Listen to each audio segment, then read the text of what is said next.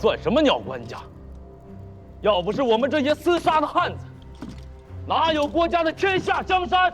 抬这农杰虎杰，这是在给那什么老臣子殿前司铺路，必定是那只娘贼赵太尉在从中弄鬼。呸！狗屁的太尉！靠着太尉的老子在营里是耀武扬威。赵大郎那厮，当年便不是个东西，剁碎了他，好叫那官家也见见血。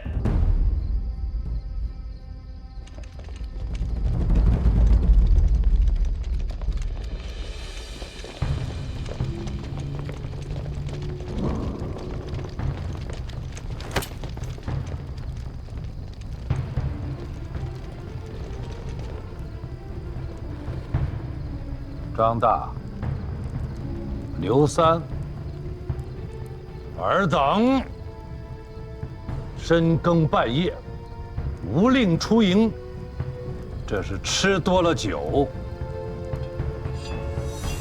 迷了心智了吗？老太尉，兄弟们跟你出生入死10几年，替着老太尉卖命，才有了老太尉父子今日的风光体面。如今老太尉不说了吗？连大郎都成了太尉，也硬生生砸了兄弟袍子们的饭碗。此时今日，若不给个说法，兄弟们是万万不能答应的。对，我们要向赵大郎。世道变了，再似原先那般行事不成了。尔等此刻各自归营，自领80军棍。我便当今日没有发生此事，朝廷也可以宽宥尔等。一派胡言！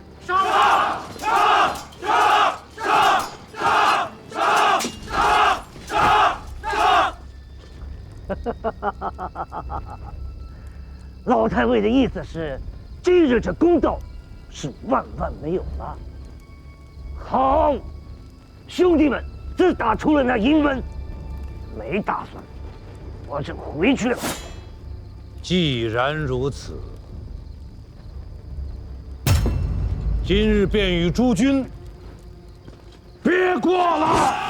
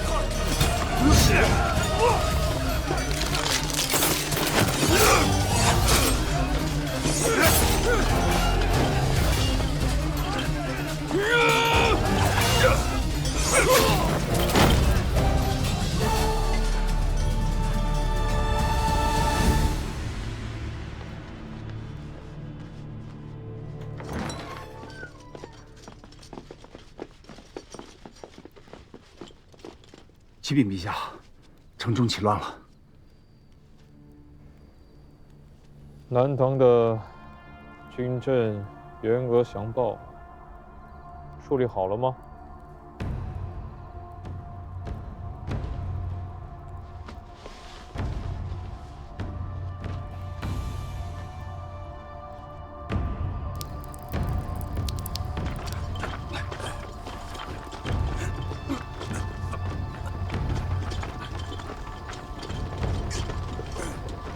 殿前司都虞候赵匡胤觐见。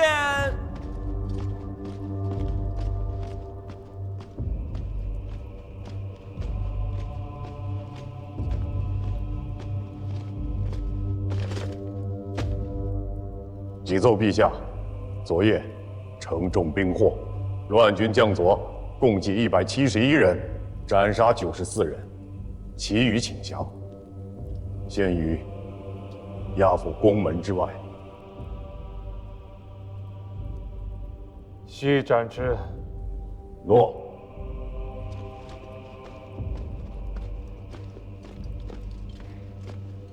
范相公，臣在。拟诏凡滥杀或明背反之兵子，斩。臣奉诏。公元955年，周世宗郭荣以殿前司新君为主力，进发禁军，征伐南唐。吴越国主钱弘处奉周世宗诏令，整军北上湖州、苏州等地，配合朝廷大军，牵制南唐东线兵力。11月，周世宗御驾亲征，拉开了三征南唐的序幕。周军沿淮河，水陆并进，势如破竹。至公元956年初，先后攻占滁、阳、泰等州，但在围攻淮南军事重镇寿州时，因南唐大将刘仁善拼死抵抗，周军久攻不下。4月雨季来临，淮水暴涨，周世宗不得不暂行班师。公元957年2月，周世宗再征南唐。周军于紫金山之战中截击并大败南唐援军，大将赵匡胤表现英勇，率军击溃南唐齐王李景达部，寿州遂成孤城。3月，刘仁善病危不省人事，其部下遂开城投降。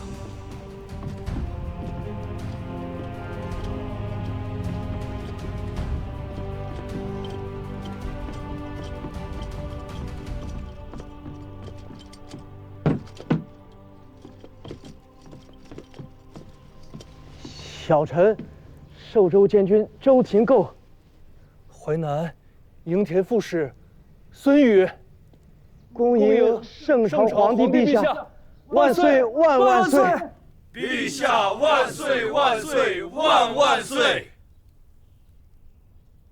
刘太尉身染沉疴，不能起身，望陛下恕罪。是尔等要降，还是你家太尉要降？启禀陛下，是我家太尉。说实话，允尔等不死。回禀陛下，小人等早有归降圣朝之意，奈何太尉他一直不允，这才牵延了许多时日，望陛下恕臣等之罪啊！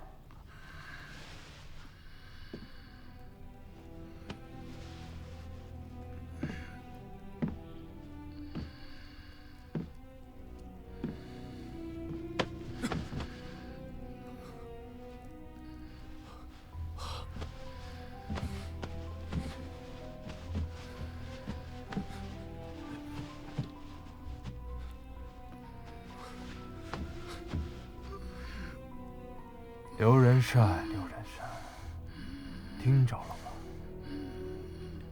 你的名节，朕不会夺。好生歇养。这天下，且未曾太平呢。李相公，陛下，拟诏授南唐守将刘仁善天平军节度使。拜中书令。臣奉诏。小谕各军：依城下寨，无诏不得入城。凡伤人、劫掠、奸淫者，斩。诺。紫金山一战，朝中精锐尽丧，淮南之地已不为朝廷所有，仗打不下去了，遣使请和吧。老相公，不至如此吧？周师虽尽有淮南之地，但不曾置水军。韩相公糊涂，郭家没有水军，难道陈家也没有吗？周师已据淮南。吴越的水军堵在润州江面，已成南北合击之势。陛下留意，郭家与我不过是争硕之争，而吴越的钱家与我，那才是真正的世仇。哼，有朕的大唐，才有中原朝廷对他吴越钱家几十年来的荣宠恩眷。大唐若是没了，郭荣小儿兵锋所指，还能容他前世在东南之地的逍遥快活吗？唇亡齿寒之礼，想必钱王还是懂的。痴人说梦。钱婆刘留下的家训是如何讲的？徐某奉天子诏令，向吴越王致意，问钱王安。徐君谬矣。我吴越国上下皆知，先武肃王有所遗训，善事中原大国，唯尊周氏征硕，为朝见信，何来诏命？我主有国书，致与钱王。拿来。这是致与钱王的国书，徐某不才，不敢负我主之托，须当面呈与钱王。那徐君可有的等了。吴相公，此言何意啊？大王不在营中。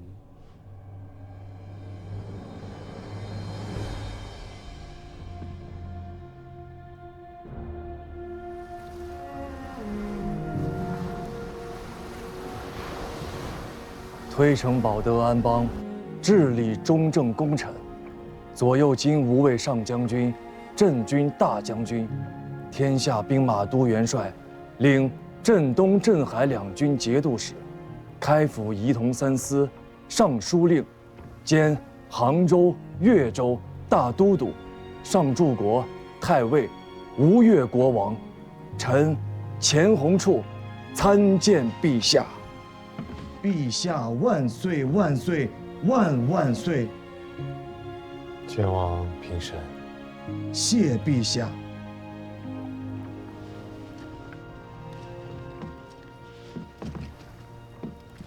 赐前王坐。诺。谢陛下。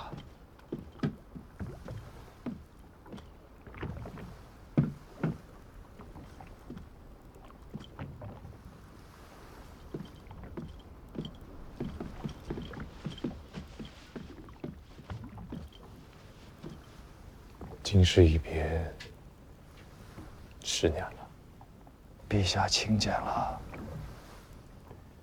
10年前，九郎犹如义气少年，如今坐断东南，颇有些孙仲谋的模样。沐猴而冠罢了。臣是个懒散人，许多事其实做不来。奈何心前啊！南唐使臣想觐见请和，前王认为如何？兵者，凶器也。圣人不得已而用之。南唐33军州，吴越100万军民，皆陛下斥责。九郎如今也学会说官话了。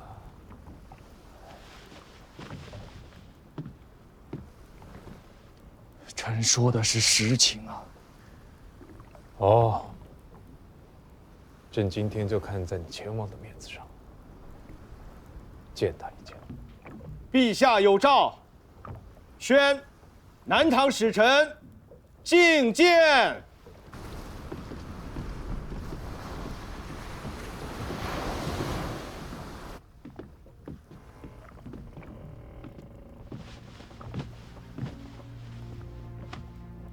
下国罪臣叩见上国天子。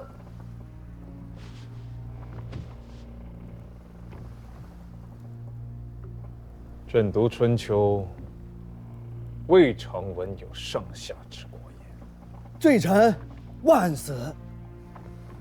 罪臣待我主启陛下息雷霆之怒，休割止战，以全民生。我主愿以江南之玉帛，奉圣朝之望朔，岁修共事，以恕罪愆。怕不是有些晚了。臣闻唐尧有德，其人如天，痛百姓之离罪，有众生之不遂。虞舜有义，其术如泽，奉古木之副叟，养警觉之地象。陛下圣德巍巍，宽怀荡荡，以仁义治天下，何在乎早晚？你是李从家？正是下臣。你的书读偏了。这不是私仇，这是公罪。朝廷并无穷仇问谏之嫌，而李家却有裂土分国之罪。这不是你几句不由衷的好话便能糊弄过去的。不要说朕不是3代圣君，即便今日是尧舜亲临，尔家也难免4兄之放。奸王，你以为呢？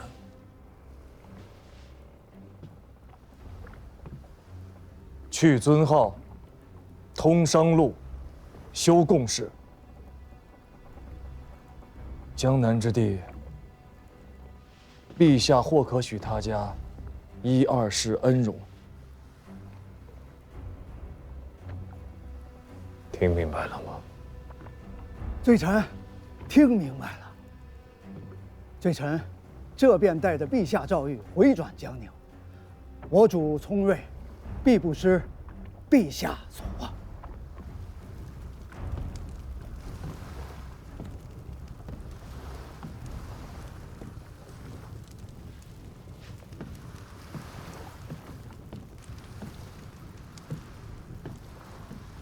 元朗兄，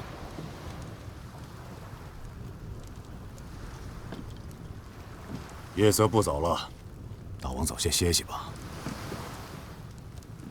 元朗兄，有话但说无妨，小弟在此，洗耳恭听。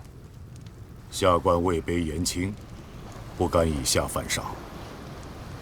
元朗兄是在怪我，白日间没有劝谏陛下平灭南唐，以全金瓯。大王可知，朝廷为了这一战，准备了多少年？大王可知这一仗死了多少人吗？大王乃是东南之主，天下兵马都元帅，国之重臣，一言可兴邦，一言可灭国。大王想留着南唐给吴越做屏障，由不得陛下不从。只是可惜了，萧逸哥这些年来栉风沐雨，励精图治，夙夜忧心。他把心血熬干了，才换来了今日这场轩赫大胜。没想到，大王今天几句话，便给南唐留下了33个州郡，10余万的兵马，给他们留下了裂土分国、割据一方的本钱。这些事，陛下不懂吗？这场仗打了1年多了吧？大军的粮草还有多少？各营将士，战没者几何？伤病者几何？离家1载，顾念妻儿者又有几何？元朗兄是做将军的，这些事儿，难道不知吗？朝廷大军乏粮，可吴越有粮；朝廷大军久战疲惫，可吴越有兵。南唐能不能灭，李家能不能降，得看吴越这位国主心里装的到底是天下苍生，还是东南小朝廷的一己之私。不干酒廊的事。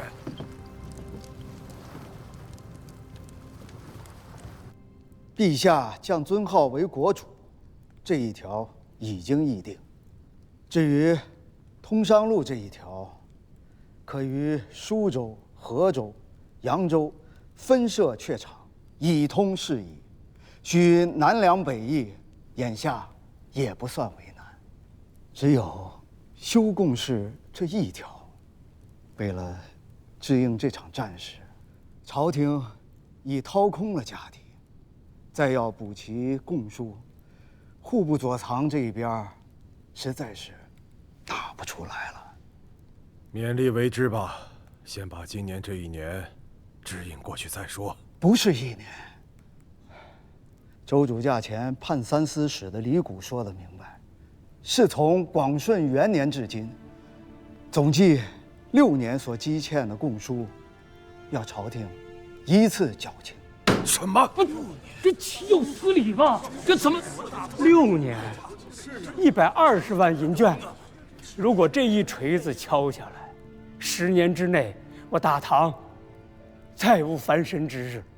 臣在回来的路上仔细思忖，怕是只能诏谕国中士族豪富书县纳捐，再免去诸军3年的犒赏，勉强可以凑得起来。你这是昏了头了！你当朝廷是什么？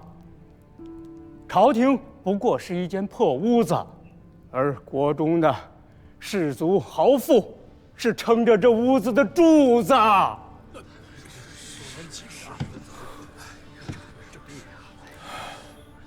家父吧。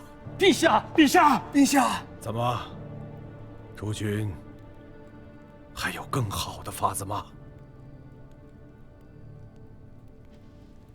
朕要捐免河南各州县3年的钱粮，淮南新定也要捐免3年的钱粮。也就是说，这3年之内，朝廷只能靠着贡书、声势以及关中、河北两地的税赋过日子。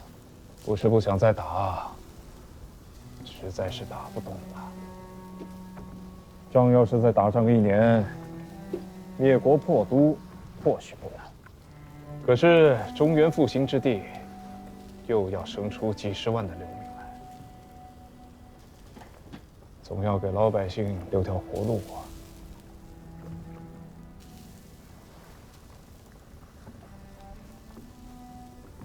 人活着，才能够继续耕田屯垦；人活着，才能继续缴纳税赋；人活着，才能够生儿育女，滋养人丁。朕为天子，既求山河之一统，也要顾及百姓之民生。这样的朝廷，才称得上是正数。吴越国中近些年行包税之制，记下些钱粮银券，金岁贡书，可以翻倍。朕收了。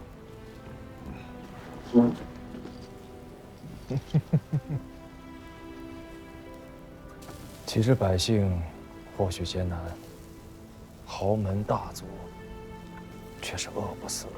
朕知道你要说什么。包税之制在东南尚可，可是在中原，却是行不通的。中原周军打了几10年，主权重理天下，五朝问题，你也来，他也来，其他人也来。任你是怎样的豪族世家，这些年过去，家底子也都掏空了，能留存血脉，已经是老天爷开眼了。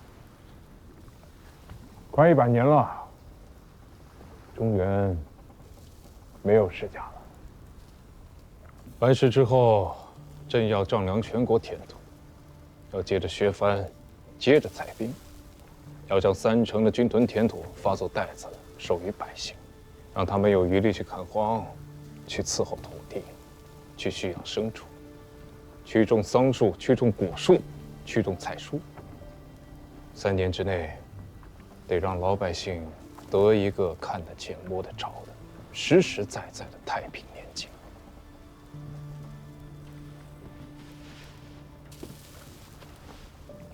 指着太平年景4字，兄长便实实在在的是这天下之主。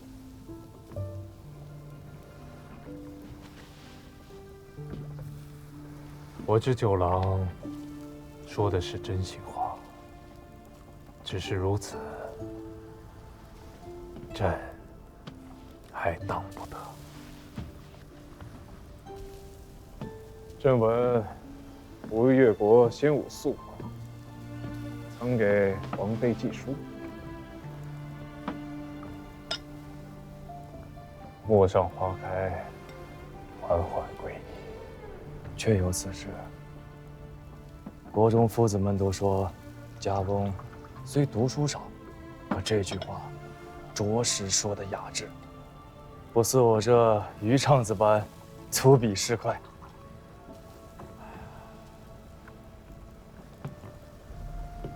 望天下烽火平息，望世人安居乐业。陌上花开，缓缓归矣。九郎，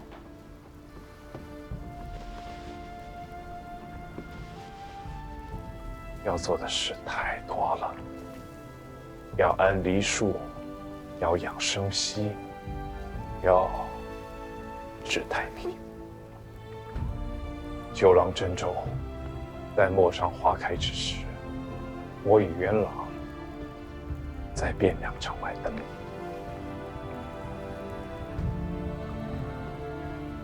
臣前鸿处奉诏。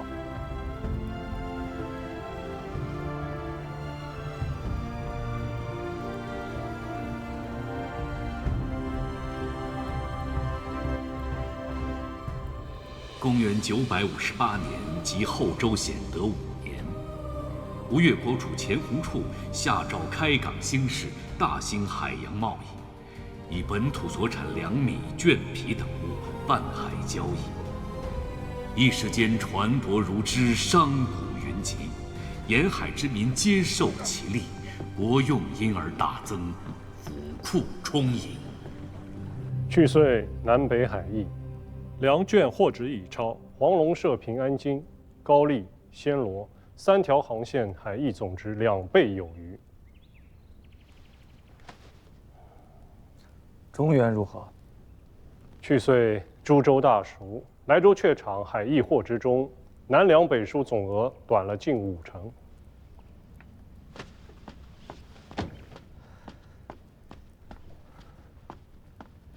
大王，胡令公病重，怕是